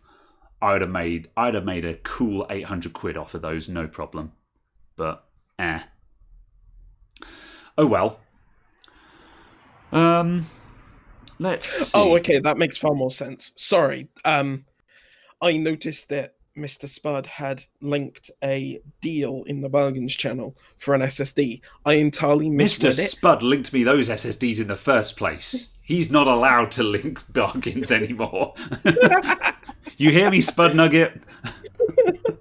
But there was one listed, and because of the way the link was formatted, the eBay link was formatted, it read as one 92 terabyte SSD. And I was just like, a 92 terabyte SSD? Come again.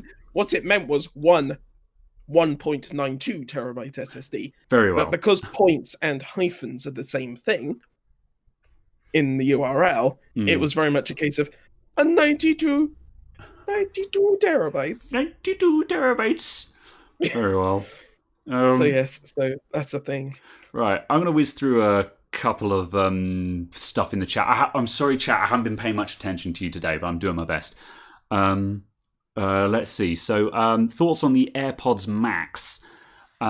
So these are Apple's new over-ear headphones that cost £580. They'll sell 1 million of them. Not a doubt in my mind. And they've got ANC. ANC, yeah. I think they are going to be remarkably good headphones. I think they're going to be cracking good headphones, and I think they're going to sell out of them. However, if any of my friends buy them, and I know at least a couple of people who I'm just waiting for them to say, "Oh, I bought the new AirPods Max," and I'm going to be like, why? I Is think one of them Night Fusion? no. One of them is from Server Boys, who owns a lot of Apple equipment. You know who I'm talking about. You know he's going to buy a pair, don't you? I doubt it. Tell me I'm wrong. I doubt it. Every time a new Apple Watch comes out, he's just like, so I bought the new Apple Watch, and we're just like, why? You have the previous one. You know. But that's the old one. Yeah, but yeah. However, I think there'll be a really good set of headphones, and I think they're going to sell 1 million examples of them. However, I think you can probably find something that is 99.9% as good and costs £200 less. That's what I think. However, this is I'm speaking as someone who has not tested high-end headphones, but like I know that both Sony and Bose, I think, have got a set of over-ear headphones with active noise cancelling that is pretty damn good, and those go for some like 300, 350, something like that. So that's the thing, is that 300 to 400 is what my brain says a top end pair of Bluetooth headphones costs. So Apple coming in at heckin' 580 quid. Personally, I think they can jog on with the price, but there's not a doubt in my mind that they'll be really good. If I can sell you Bose over-ear noise cancelling headphones for 300 quid, I'll be pleased, because they're only 230 quid off of Amazon. Oh, really? I thought they were way more expensive than that. The QC35s are 220 on Amazon. Oh, maybe because I saw them on a Linus Tech Tips video, and maybe they were $300 or something like that. So they came out at low mid 200s in pounds. Then the Gen 2s are 230. So like an extra £9 for the Gen 2s. Yeah, so that's the thing is, again, so these Apple headphones are basically twice the price that I would expect to pay for some high-end Bluetooth headphones with active noise cancelling. But the thing is, based on the AirPods Pros, you know that noise cancelling is going to be spot on. So you can't hear all the poor people. Yes. Oh, it's been specially tuned to Northerners. What are you doing in Liverpool? Ooh. Oh dear. Oh no. Oh no. However, one thing I will say about the AirPods is I know someone who uses their AirPods for about 27 hours a day. Okay. Hyperbole. Yep. But they have a MacBook and an iPhone. Yeah. And they can go, iPhone, MacBook. I want to listen to this on my MacBook. Boom. Instantly transfers to the MacBook and is playing through the MacBook. And I'm like, that's impressive. That's clever. Apple have got integration down to a T. And that's the thing. Don't get me, in terms of the user experience, Apple is still king in pretty much everything they do, so far as I know. In a lot of stuff. Yeah. Now, in a lot of areas they are. Yeah. Obviously, you don't want cloud syncing or cloud storage or. Yes. No, that is true. Yeah, that is true. Or email. Yeah. For a large part, Apple user experience is still king. Whether or not it's the absolute maximum performance is another question entirely. Yeah. But, as I say, those headphones, I think they're massively overpriced. I think they should cost half the amount they do. But there's not a doubt in my mind that they will be really freaking good headphones. So I hope so. I really hope so. Yeah. Oh, apparently Samsung aren't putting chargers in their new phones as well. So once again, Apple does something annoying and everyone follows. Yeah, I think the thing that's absolutely the best out of that story, though, is that Samsung ran an advertising campaign hating on Apple for removing the charger from the box. Yeah, Samsung are heckin' hypocrites, man. Because that's what happened when they were keeping the headphone jack. They were just like, sort of, we're keeping the headphone jack because, stupid Apple people. And then they took off the headphone jack on like the next generation of everything. And just like, Samsung are full of it, man. I mean, it's good advertising, obviously. Yeah. Yeah. It's just kind of a case. It's just like, oh, really? Again, you do this again, Yeah. yet again. We have more of this. Yeah. Uh, Let's see. Also, just a quick thing pointing in. Earlier on, Rumbarak said Fantex P500 will hit Case King. I've got a P500A sitting in my back room. I've had it for about a month or two. I haven't gotten around to sorting it out. I haven't gotten around to building and reviewing it yet. I will get it sorted. I'm just in... that's content that I haven't got around to doing just because of lack of space at the moment. But yes, I've got one. There will be an overview of it. I don't want to say a review because I don't do thermal reviews and stuff like that. But there'll be one of my videos on it, where I walk around, I tell you what I think, and I build a computer in it, and I go, I'll give you a thermal review. Yeah. Can I recommend a mid-range 1440p 144Hz monitor? I'm not sure at the moment because normally my answer to that is always the Asus TUF lineup. However, recently one of my friends has been looking at monitors and I was like, I'll get one of the Asus TUF ones. And he went off and did more research. And he said, apparently their backlight strobing is really sporadic and they're a bit finicky. And I was like, well, I've got two of them. And then I actually looked at mine. I was like, my backlight strobing isn't working. I literally cannot get my backlight strobing to work no matter what I do. So the feature that was one of the headline features for this monitor that I bought two of them for, that I thought I had, I actually don't have and is not working, and I don't know how to make it work. So I don't know what these backlight problems are. Yeah. I don't have a backlight. Something OLED, yeah. So I still like the Asus TUF monitors. However, I can't say that I wholeheartedly recommend them at the moment just because their headline feature seems to be an absolute pain in the ass to make them work. So yeah, I don't know a straight answer to that one right now, I'm afraid. Yeah. I wonder if there's a firmware upgrade for the monitors. That would be interesting. That was something going on a minor rant about firmware upgrades for monitors. Proceed. Dell, with their ultra sharp 30-inch monitors designed for artists, it costs £1,000 each. Yeah. There is no way of doing firmware updates on them without sending it back to the factory and praying that they do a firmware update on it. Is there any requirement to do a firmware update on it, though? On a couple of them, yes, because the DisplayPort is broken in firmware. Very well. That is a legitimate reason. And I'm just like, why? Why on this monitor that costs £1,000 when you released it? Do you not have a really simple utility to update the goddamn firmware? Yeah, that's the problem. Like that's one of the reasons why the thought of checking for firmware updates for my monitors hadn't occurred to me, because firmware updating a monitor, that's not really a go-to thing that most people would think of. I should check into that, but yeah. Yeah, absolutely. Very well.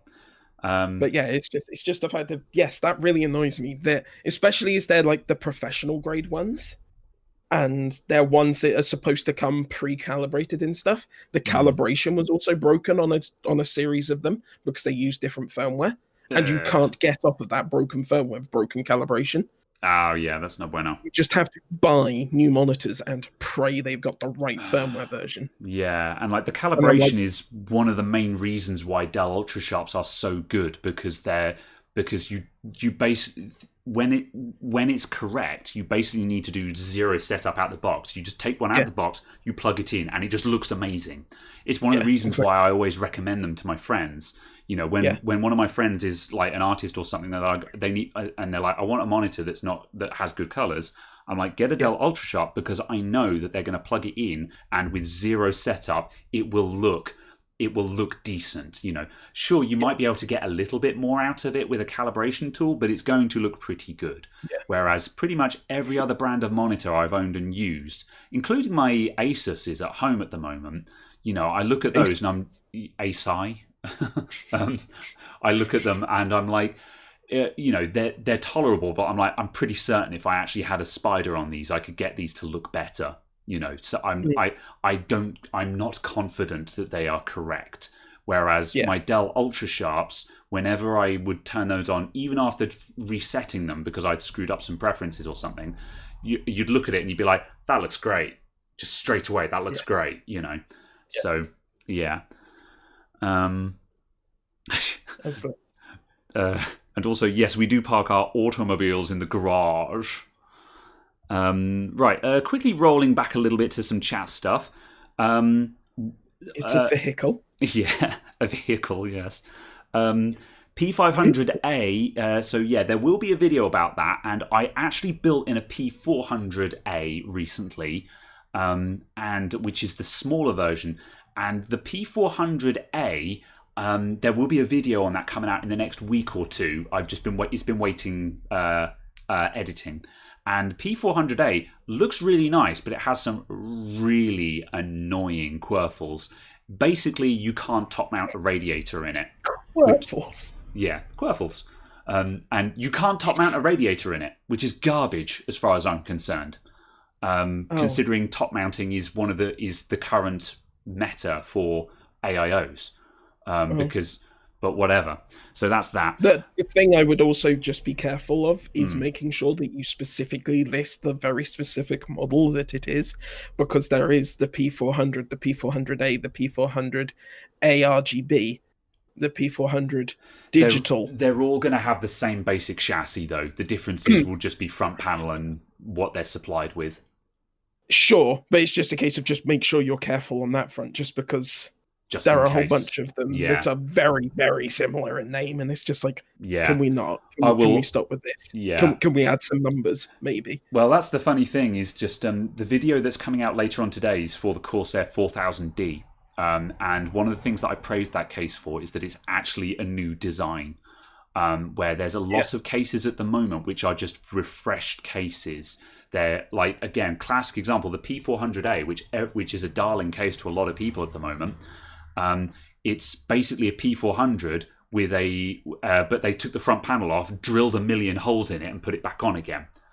That's it. So while, don't get me wrong, it's a great case, but it is based on a 5-year-old design. And that's one of the things that I pointed out in my 4000D overview that's coming out today.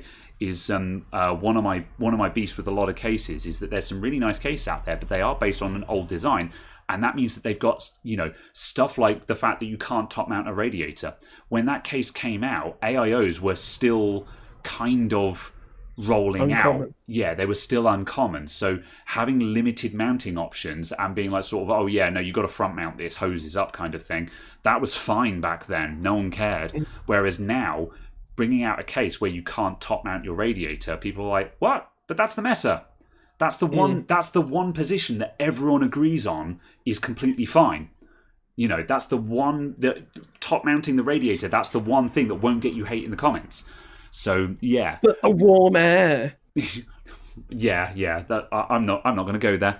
However, the P500A, that one is a bigger case, and I'm not anticipating having any such issues with it. I really want to see how big that actually is on the desk. The box is very big. I can tell you that much.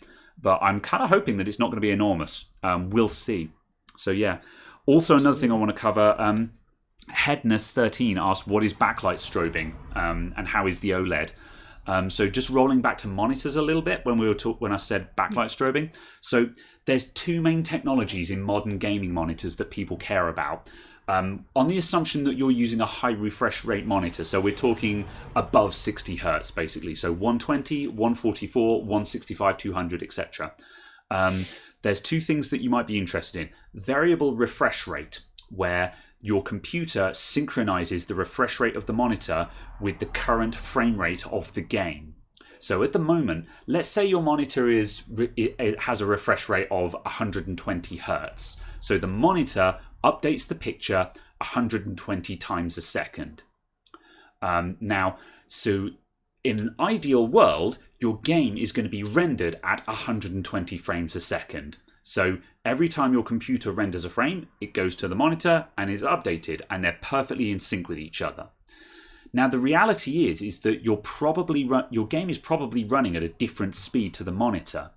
And a classic example of what is called screen tearing is when the game is running either too slowly or too fast. So let's say your game is running at 100 frames a second and your monitor is updating at 60 hertz, you might get half a frame where the monitor updates while the frame is still being loaded, or the monitor updates when the frame has not yet arrived, and you get screen tearing where you get half of the new frame and half of the old frame, and you get a line across the center where they've gone slightly.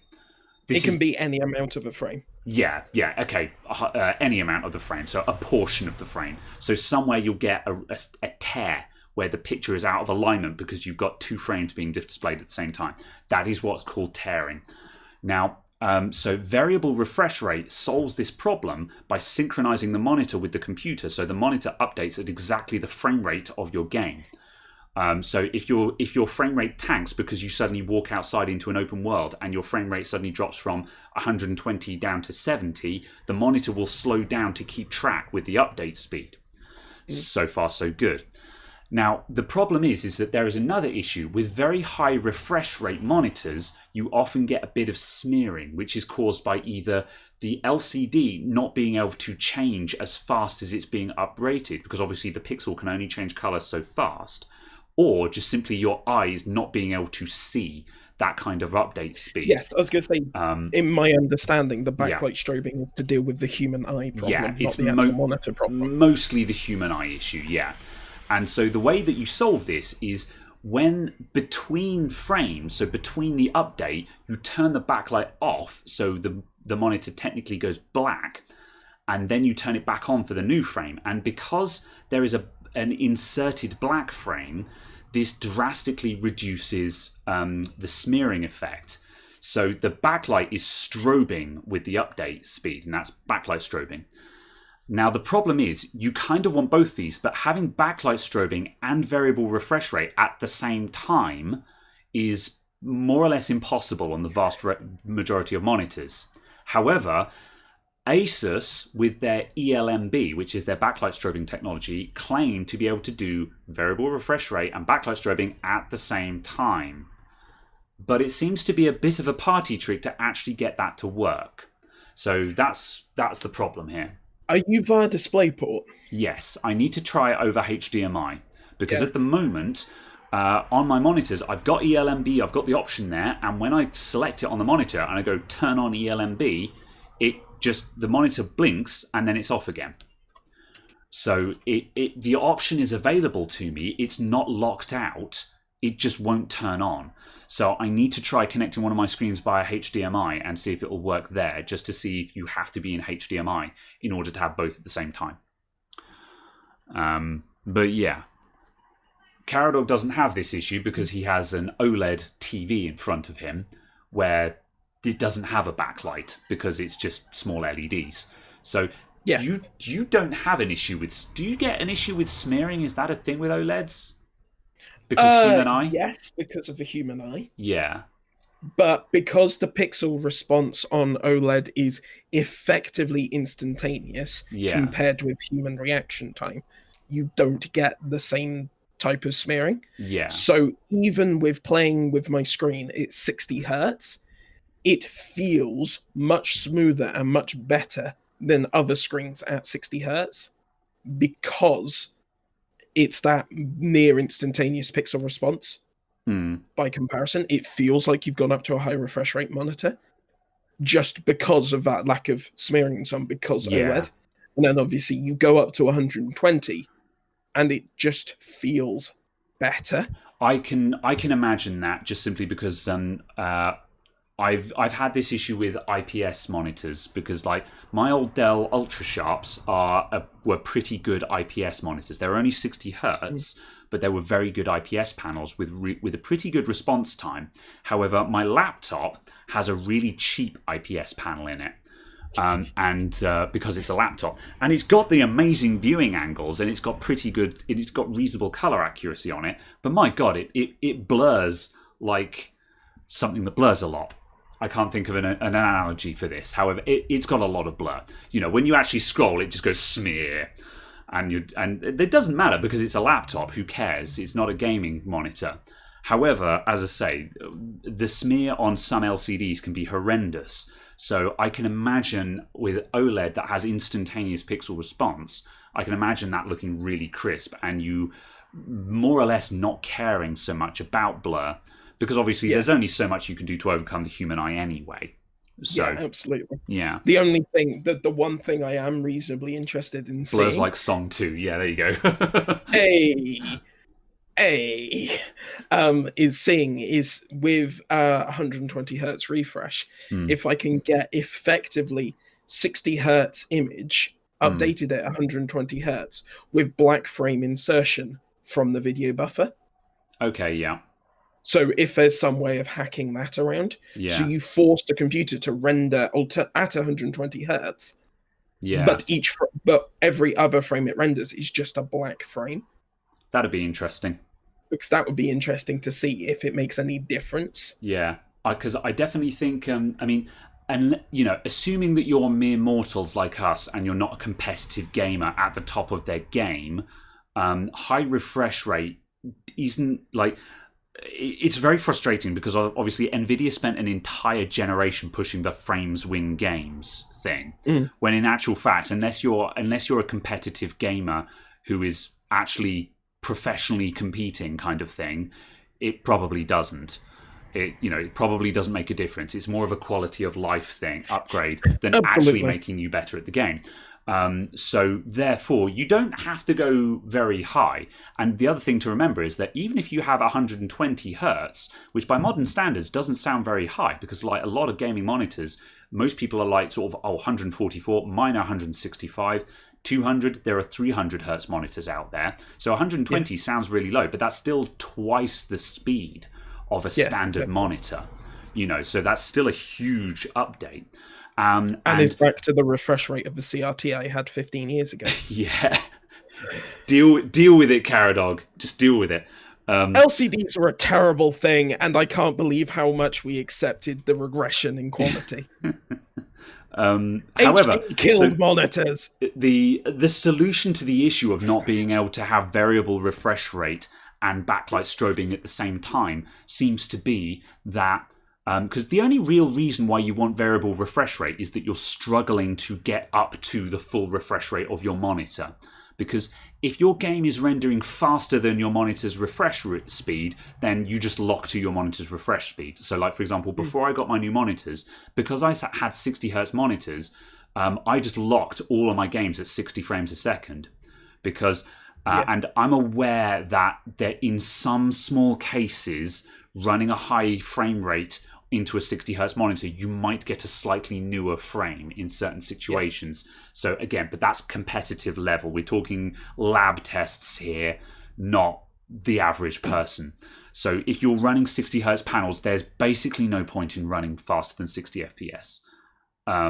So my contention for that is only in Call of Duty 4, because dear God, the number of hours I have in that game. I could feel the difference between like 100-ish FPS and 200-ish FPS on a 60 hertz panel. And I was just like, this makes no logical sense, and this shouldn't be possible, but I can feel a difference. It does happen. Again, in the Linus Tech Tips videos where they went into this, they did show that that sometimes, even though the monitor is not updating, because there is a newer frame always there, if you're running at a high refresh rate, you might actually get a newer frame, because when the monitor refreshes, the computer has already jammed a new one down the cable. Whereas when you're locked at 60 FPS, the monitor is waiting for the next frame to arrive.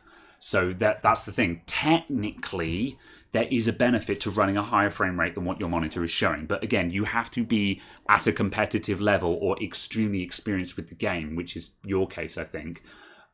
For it to actually matter. The other thing I forgot is the jump mechanics. So how far and high you jumped was tied to your frame rate. Gross. Before we delve into that horrifying discussion, I'm going to carry on with what I was saying. So, TLDR. So the thing is, the reason why. So the thing is variable refresh rate. If your computer is rendering the game faster than your monitor, you're better off just locking your frame rate to your monitor's refresh speed. However, if you've now got, like for example me, I've got 165 hertz monitors and a GTX 1070. And because my monitors are 1440p, high-end games, I can't run those at, like classic case in point, I've been playing Forza Horizon 4. On the high settings, I get about between 100 and 120 FPS at 1440p. So obviously I'm now hitting below my monitor's refresh rate. So this is the time where variable refresh rate kicks in, and you want that variable refresh rate so my monitor slows down to how fast the game is running so I don't get any screen tearing. However, there is a very strong argument to be made that I'd actually be better off tuning to a target of 120 FPS. So if I lower my graphics slightly so I'm hitting 120 FPS, then I lock my screen refresh rate to 120, so then I don't need variable refresh rate anymore. Now I can turn on backlight strobing. And that solves the issue of not having backlight strobing and VRR at the same time. So that is the workaround solution to that. And obviously 120 Hertz is still double a standard monitor, so it's still going to look smooth as heck anyway. So that's the kind of time where it's not a big deal, and variable refresh rate might not actually be so useful, because you might be better off just tuning to a lower target and actually saying, look, I'm a mere mortal here, I don't need 165 Hertz. I'm actually better off shooting below that. Now, obviously, if you've got an all singing, all dancing computer with a 3080 in it and you can run your game at 1 million FPS, then whatever, you just run it at top speed. But yeah, obviously, I'm working on the assumption that we're all mere mortals here without bottomless pockets, Yeah. Something. Well, yeah, no, I'm not going to continue that. But yeah, so yeah. Excuse me? Ignore me. I was going to say something else. I'm like, no, that's harsh. So yeah. Yeah, lots of people saying if you're looking things, set your limit to what you're saying -3 FPS. Do you mean set your frame rate to 3 FPS lower than what your monitor does? Is that what you're saying there? So yeah, aim for 117. Why not hit your monitor's refresh rate? Do you have a logic behind that? Why would you be aiming at 3 FPS lower than your refresh rate? Genuine question. I was going to say the other thing, just going back to using the LG C9 as a monitor. It's also got a crazy wide VRR range. It's from something like 38 up to 120. And I'm just like, yeah, all right, that'll do. Although, to be honest, if you're down to 38, I think it's time to turn down your graphics settings. Absolutely. But there are a couple of points in a couple of games I've had where I've been chugging along perfectly happily at 120, and then randomly something happens. I'm at like 40. Yeah. I'm just like, oh, okay. And then it goes back up, and I'm just like, that was odd. Yeah, you just walk through a random area or set off a specific chain of events, and you just kind of go, oh, yeah, and 40. Suddenly loading. Yeah. Yeah. And it's just, the fact that it can apparently keep that in sync all of the time, it's just like, yeah, that'll do. That is fair enough. That's nice. Having a variable refresh rate monitor that doesn't have a good lower bound is basically worthless, in my opinion. Because obviously, if it can't do 120 Hertz, but then have a VRR range to 40, it's kind of a bit pointless. Yeah. I didn't know that. Well, now you mention it, I'm just like, of course there's a range that it can work between, but it's not something I'd actually considered before. But yeah. But yes, I don't know. I definitely need to do some experimenting. I need to remember to bring home I've got to take home a HDMI cable today, so I can see if I can get ELMB working on my monitors, because I actually want to do some side-by-side tests and actually see which I think looks better. Which is better, variable refresh rate or backlight strobing? Because despite the fact that my monitor is supposed to be able to do both at the same time, that seems to be a very niche feature that, while is theoretically possible, it seems like it's so much hassle to get it to work that it's not actually worth buying the monitors for. Because especially if you have to initially it sounded like I had to drop the frame rate in order to be able to do that, and I'm like, well, I bought 165 Hertz monitors, so I want to heck and drive them at 165 Hertz.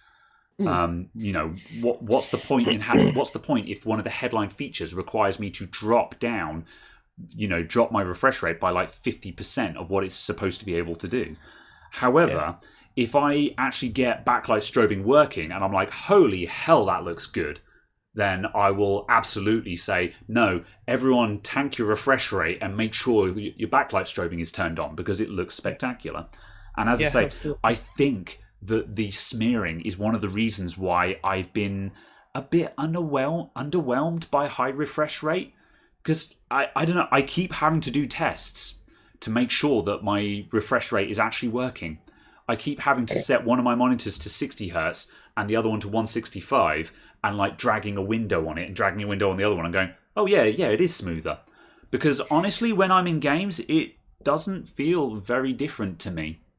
But maybe it's a subconscious thing. You know, like Christopher Crompton just said he upgraded to a 165 monitor and his game has been much better. You know, or maybe I'm just too old. And, you know, that sounds very funny, but, you know, like I'm 34. Yeah, we're on an even year, so I'm an even age at the moment. I'm 34, and it is a fact that once you get over, like, what, is it 25, 26? Your reaction speeds drop off a cliff. That's just nature. You know, by the time you get to your 30s, your reactions will be severely down on what they used to be. That's just the way it is. And, you know, like, for me, maybe I'm just not quick enough to appreciate high refresh rate. I don't know. Maybe. Yeah, I have no idea. And, like, this sounds very funny, and I know you're smirking about it, but I'm just like, I don't know. Is that the truth? Is that what is happening? I don't know. I don't know. Maybe the other option is you've just bought bad monitors. That is entirely possible, because I do have... My monitors are budget for the feature set that they have. Yeah. They are VA panels, and VA panels are known to be not very good. However, I did get 1440p high refresh rate for less than 400 quid a screen. And there's no other monitor that will get you 1440p high refresh rate for under 400 quid. And well, unless it's some cheap Chinese thing, which is obviously not going to be any better than the Asus anyway. So yeah, absolutely. VA versus IPS.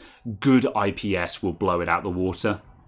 But as I say, if you want IPS, you basically have to add another £100 to the price tag. There is an IPS version of my monitor that would probably look spectacularly better, but it would have been another £100 per screen. And because I bought two of them, that's another £200. And like, I spent about 650 quid buying a pair of these monitors, and like suddenly 650 turns into 850, and it's just like, oh, that's a lot of money, you know. And some people might be like, sort of, well, there might be some people who are laughing at their heckin' Samsung Galaxy whatever monitors that are this big, but I'm not rich, man. I'm not rich. See, in a way, I'm surprised you upgraded both of them. I want matching monitors. I don't want mismatched monitors. That's the only reason. Because I would have thought you'd have gone for the two Dells, then the gaming screen in the middle, which was a high refresh rate one. I don't have space. I don't have space. Yeah. It's like the thought occurred. I thought that's what I originally would have been doing, but like the ones I bought, they're 27-inch, and my ultra sharps are 24-inch. I thought you bought a 24-inch again. No, it's I've got dual 27s, and those dual 27s dominate my desk. Having dual 27s in front of you is a lot. I mean, you've had dual 30s, haven't you?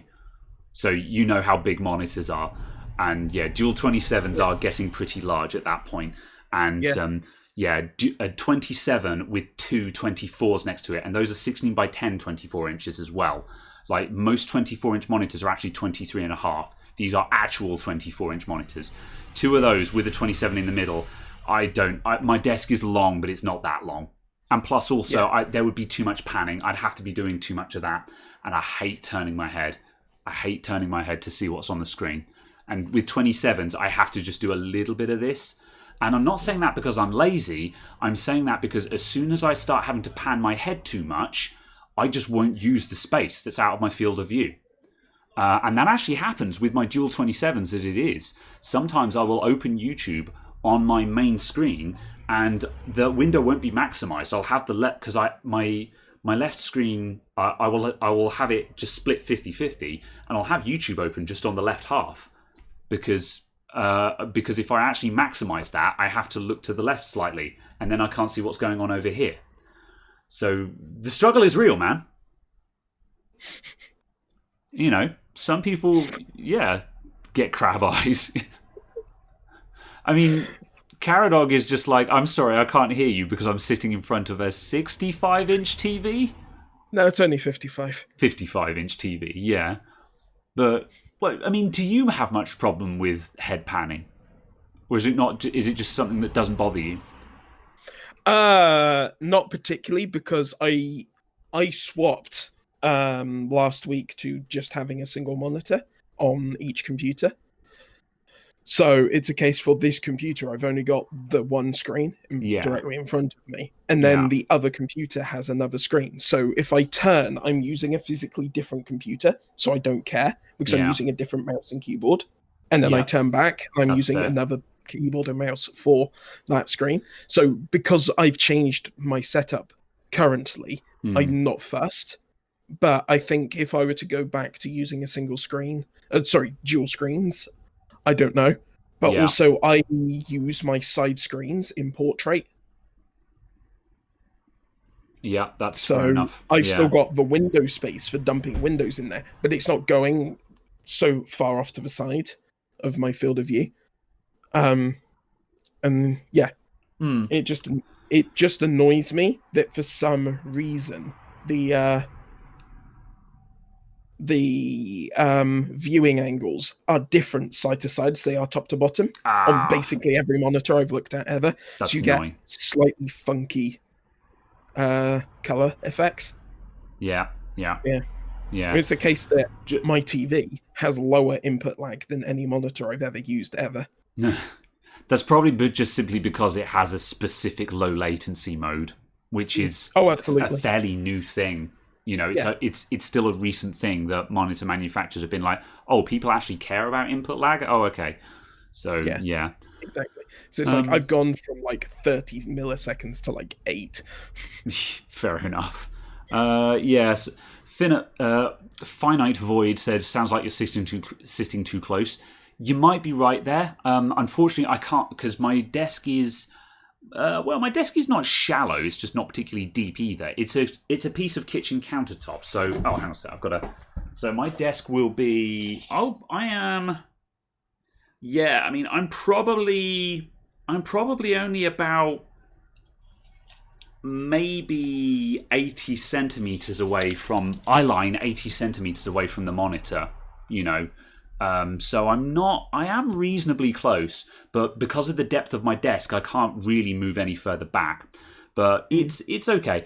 And also, yes, they are curved monitors, but I don't think that makes a meaningful difference, because my Dell UltraSharps were flat screens, and obviously because I have two of them, I've got those in a slight V formation, so they're panning in toward my face. And curved monitors, the curve is not big enough to actually be meaningful in that sense. And my curved ones, I have those set up in a dish, but the total radius of that curve is about equal to the V formation that I ran with flat screens anyway. So the monitors being curved basically makes no difference to me at all. So yeah, I still think that curved monitors, I don't want to say it's a gimmick, but it's not something that I actually care about. It makes no difference to me, the fact that they are curved or not curved. Curved to me makes no sense at 27 inches. No, I think you need to go bigger. I mean, as I say, at 30 or 32, it starts making sense to me. Yeah, I agree with that. The like 43-inch ultra wides, I'd want them to be curved. Yeah, I agree with that, because at that point, that's an issue where the corners are actually running away from you. So yeah. So I don't see a major issue. And as I say, I didn't buy my monitors because they were curved. They just happened to be curved. And I was like, fine. You know, it didn't matter to me whether they were curved or not. Let's see.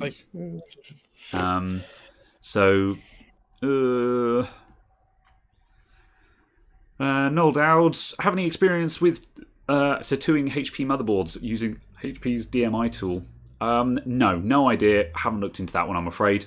I'm responding just because you've asked the question a couple of times, so I just want to acknowledge you there. But no idea what any of that is, I'm afraid. Haven't looked into it. Then let's see. Oh, Danielle, I have three 27-inch monitors. Biggest problem is that they interfere with audio monitor positioning. Prefer to have your tweeters right at ear level. Yeah, that is another issue. Is that that's the other reason why I didn't want to go triple screen. Is like, okay, being real, I probably could have fitted three monitors on my desk, but as it is, I've got nowhere to put my speakers, and my PC is backed over there, and you'd have nowhere to put anything else on your desk without it being in front of the monitors. So yeah, that's another thing still being an issue. That's one issue I've had with going up to the size of this screen, is that I can't put anything under the monitors anymore. Yeah, and even if you actually raised the monitor up, the top of the monitor is going to be up there somewhere. And yeah, as I say, I've got my monitors as high up as they can possibly be without me having to start looking up at the monitors, because I've got my monitors. My monitors are on a dual arm mount, so I can have them at eye level, because that's really important to me. I hate looking down at screens, but at the same token, you don't really want to have to be doing this all the time either. So yeah, that's an issue. Why is DisplayPort 1.4 still a thing and 2.1 isn't? Yeah, display connectors seem to be playing catch up at the moment. 2.1 is a bit overdue. It's only just coming out at a time where we badly need it. We kind of needed it a generation ago. And DisplayPort 1.4 is also seeming to be on its last legs. It feels to me like a lot of the monitors are having to bodge in their actual capabilities at the moment. And that does seem to be an issue. I don't have any real answers for that, but yeah, it definitely feels like we should have a DisplayPort 1.5. And I mean, obviously, HDMI 2.1 is great and seems to be the magic bullet. However, we kind of needed it a year ago, not today. I mean, it is out now, but you have to have the latest everything to actually have it. So that definitely seems to be an issue. Oh yeah, because DisplayPort 2 was only formally released in June last year. Yeah. So, it was late, wasn't it? Although it was intended, apparently, to have been launched at the beginning of 2017. So if DisplayPort 2 had released at the beginning of 17, that would have made sense. Have you got any information on why it wasn't? Because, yeah, that was really delayed. That was 2 years behind, which would explain why the connectors seem to be behind schedule. Yeah. Because I don't know specifically. It's unusual for connectors to be behind the times. That's not a problem we've really had for a long time. The only possible issue we've had is just people using shitty cables, but... Yeah, absolutely. The thing that kind of resolved some of the issue was DisplayPort 1.4a, because 1.4a added in display stream compression. Yeah. And display stream compression, which is shockingly difficult to say, resolved some of the issues with bandwidth with bandwidth and so on, and allowed the slightly higher refresh rates. Yeah, that's when we get down into the YPCR 444 or 422, isn't it? Chroma subsampling is different to DSC, but yes. Yeah, those are some of the things that have been used to alleviate this issue. Yeah. Yeah, absolutely. And it's a case that,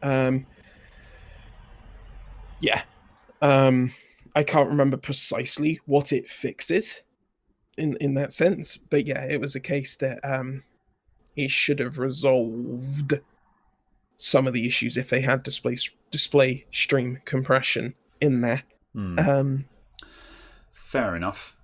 But yeah, it's just a case of it feels like DisplayPort 2 got delayed quite a lot. Yeah, by nearly 3 years. Them. Yeah, fair enough. So that's why we feel like we're behind the curve. And then it's a case that I think HDMI 2.1 came less than a year after after HDMI 2, and it was a case that it was just a bit too late for last year's cards. Yeah, obviously, of course, we've got to allow for the fact that products take products have a development cycle as well. So Yeah, like, at least a year. Yeah, exactly.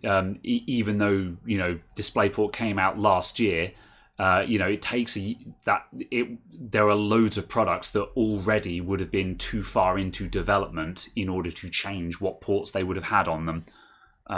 So that's why there's obviously going to be a knock-on effect while we wait for that to trickle in, which is why it's only just about now that things are coming through. Oh, interesting. Yeah. The latest revision of HDMI 2.0, so HDMI 2.0B, was December 16. HDMI 2.1 was January 17. So it was less than a month different. Ah. So it's a case that there must have been little hiccups on 2.1 that meant they did a B revision of 2.0 instead, I would presume. But it's also a case of obviously trying to get 90,000 TV manufacturers on board. Yes, quite so. Fair enough. Right, we are out of time. I'm going to quickly whiz through the page of chat and just check if we've missed anything, and we will wrap up, I think. So, I can see there's a troubleshooting session going on in chat, and I'm just looking at that going sort of, oh, that looks like an interesting one. I agree. Basically, I agree with what Arnold G is telling you. You need to get rid of fast reboot. Yeah, disconnect your SSD and then try and get into BIOS. Another way around this is, as said, from the login screen, hold shift and click restart. Yeah, Arnold G has just said it all already. While Caradog was talking, I was looking at the chat going, I know how to do this, and then Arnold G has got in there. So yeah, listen to what Arnold G is saying. Then between B450 and B550 Pro motherboards, which one performs better with Ryzen 5 3600? You're probably not going to see any meaningful difference with the 3600. By and large, newer chipset equals better. Right now, I would prefer to have a B550 chipset, just simply because that will be a generation newer motherboard. Performance-wise and features are going to be virtually identical. However, the motherboard itself will be a generation newer, which means it'll have better quality PCB, better VRMs, just newer stuff on it. So I would go B550. B550 basically seems to be the place to be right now. That's where, because it's the newest thing to come out. Absolutely. Or if you're shooting ultra budget, I'd go for A520 over B450 today still. Just because it's still it's still of the newest generation of chipsets. Fair enough. Yeah, agreed. Yeah. Vaccine is England. Are you going to get that haircut? The vaccine is trickling out. I have no idea when I will be eligible for it, so no plans yet. I'd imagine it'd be quite a while. Yeah, it's probably going to be. It'll be next year. I'm not expecting to have it this year. Oh, absolutely. Yeah. Well, we've only got 2 weeks left. Well, oh god, yeah. Anyway, grab Caradog of Thatcher's. Was it you who said you didn't like Thatcher's? Oh, he's got one with a cloudy lemon. You're a fan of Thatcher's cloudy, aren't you? This is the second time I've drunk one of those, and I have to say it's actually surprisingly pleasant. Ah, there we go. Surprisingly. Graham is the greatest repairer on YouTube. Thank you very much. I wouldn't say I'm the best on YouTube, not by a long shot, but I appreciate the compliment. I'm glad that my videos have been informative and helpful to you. Yes. Right, and yeah, I think that's it. We need to shut down quickly before Paige starts doing cider reviews. Yeah, that's true. We can't get into cider reviews now. I appreciate you, though, Paige. Paige is a good boy. Heck, run. It's the popo. Also, I do recommend that everyone goes and gets themselves some Brothers cider, though. Paige is a big fan of Brothers, I hear. Yeah, Brothers Toffee Apple. I didn't accept your LinkedIn. I don't accept anyone's LinkedIn. I don't use LinkedIn. I haven't looked at it in years. I just delete all emails that come from LinkedIn. Sorry, I don't care about LinkedIn. Right, that's it. We're wrapping up. I'm off. We're going home before Paige finds me. Absolutely. Yes, before we sign off, we'll do the thing that we forgot to do last week, which is mentioning a single band that we've been listening to. Oh, okay. You go first while I think of Okay, I'm going to mention a band from South Africa called Freshly Ground, which is a band that I discovered about 10 years ago, and they are super chill, and I dig them. Yeah, and I'm amazed. I found their YouTube channel, and they've got like 600 subscribers and like 1,000 views on their videos, and I'm like, this is utterly unacceptable. It's funny how there are some fairly notable bands out there that just have zero coverage on their YouTubes. Just Yeah, absolutely. Yeah. It was something the other day that blew me away was that one of Metallica's tracks on its YouTube has like 1.4 billion views, but then all of their other videos have like 300,000. I would imagine that music has a massive unsubscribed audience. Like, for example, I think it's something like 75% of the views to my channel are from unsubscribed viewers. And obviously, theoretically, I have an audience, but yet 75% of my views are from non-subscribed people. And I'd imagine again, like I use YouTube Music, but I'm not subscribed to any of the bands that I listen to. So I hate YouTube. Yeah. Music. Right. Sorry. But we don't have time for that rant because we've got to go. So I'm going to say my band. I'm going to go. I tell you, I'm going to go today with. There's a couple of options for this genre. I'm going in with some. Gent metal, and I was going to say either Periphery, Tesseract. But I'm actually changing it to a band that I've been listening to a lot this weekend, which is Static X. And Static X have been around a lot longer. They are, I guess Static X are more industrial metal. However, I really like Static X and that genre, and also just gent metal in general, because it's not the heaviest metal out there, but it has a sense of urgency to it that makes it sound very intense and urgent without it being heavily screamo kind of thing. So Static X. If you want a couple of songs to listen to, check out All in Wait, Kill Your Idols, or can't find the other one that I like off the top of my head. It's not in front of me. So yeah, All in Wait or Kill Your Idols. Nice relaxing tunes then. Yeah. Well, I do have relaxing bands that I listen to, but we're out of time. We have to go. We've been we've been going for 2 hours. We have to stop. I like 2 hours. We said this was going to be a 1 hour show when we started. And then we ended up going on a rant. From our vehicles in our garages. Absolutely. While serving our gapyar. In Pará. Goodbye, everyone. I'm going to hit stop streaming now. But yes, as I always say, continue the conversation in Discord. Yeah, Discord. And you guys watch the videos. There's links in the description down below for Patreon and Twitter. So you can be relevant on Twitter. Yes, because I want to be relevant on Twitter as well. Go like those tweets, retweet, and interact, etc., etc. Yeah. Bye. Anyway, ciao. Bye, everyone. End stream. There we go. Right, and that.